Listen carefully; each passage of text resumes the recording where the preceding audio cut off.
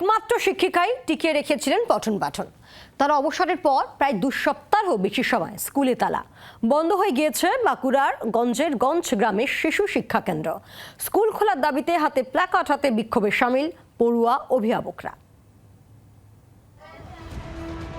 একজন মাত্র শিক্ষিকার কাঁধে ভর করেই যেন শেষ নিঃশ্বাসটুকু নিচ্ছিল স্কুলটি। আর তিনি অবসর নেওয়ার পর নিভল সেই স্কুলের প্রাণ প্রদীপ।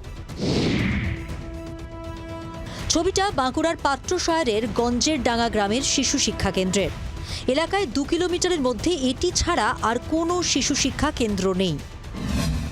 2002 সালে পথ চলা শুরু হয় স্কুলটির। ধীরে ধীরে পড়ুয়ার সংখ্যাও বাড়ে স্কুলটিতে। 2021-22 অর্থবর্ষে তৈরি হয় নতুন বিল্ডিং, কিন্তু তারপর থেকেই একের পর এক শিক্ষিকা অবসর নিতে থাকেন। শেষ পর্যন্ত একজন মাত্র শিক্ষিকা তপতি মণ্ডল মেদ্দা কোনো রকমে স্কুলটি টিকিয়ে রেখেছিলেন। কিন্তু 31শে জানুয়ারি তাঁর অবসরের পর তালা পড়ে গিয়েছে স্কুলটিতে। অনিশ্চিত 35 থেকে 40 জন শিশুর ভবিষ্যৎ।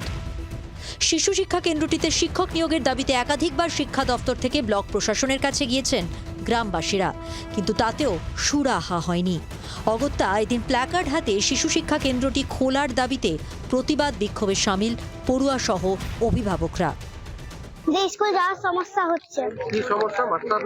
মাস্টার নেই, একটি ম্যাম ছিল, তাও আবার রিটার্ন হয়ে গেছে। যাওয়ার অসুবিধা হচ্ছে, রাস্তাটা অনেক ধুলো, অনেক বালি হয়ে গেছে, তো অনেক গাড়ি ভাড়া চলছে, অনেক রিস্ক হয়ে যাচ্ছে। আমাদের গ্রামের স্কুল থাকার সত্ত্বেও মাস্টার পাচ্ছি না, মাস্টার নিয়োগ হচ্ছে না, এটা বড় সমস্যা। আমরা মাস্টার চাইছি আমাদের ডাঙ্গা স্কুলে।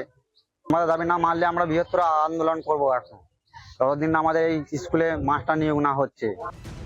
শিক্ষকের অভাবে এভাবে শিশু শিক্ষা কেন্দ্রে তালা পড়ায় শুরু হয়েছে রাজনৈতিক তরজা।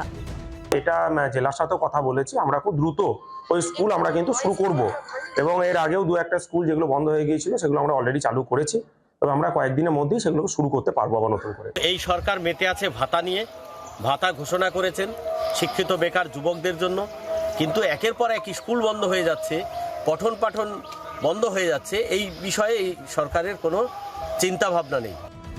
অভিভাবকদের একাংশ বলছেন, একটা ভাত টিপেই যেমন হাঁড়ির সব ভাতের খবর পাওয়া যায়, তেমনি পাত্রশায়ারের এই স্কুল দেখলেই বোঝা যাবে গোটা রাজ্যের শিক্ষার হাল। মৃত্যুঞ্জয় দাসের রিপোর্ট, জি 24 ঘন্টা। বাংলার আওয়াজ, বাঙালির আবেগ, জি 24 ঘন্টা।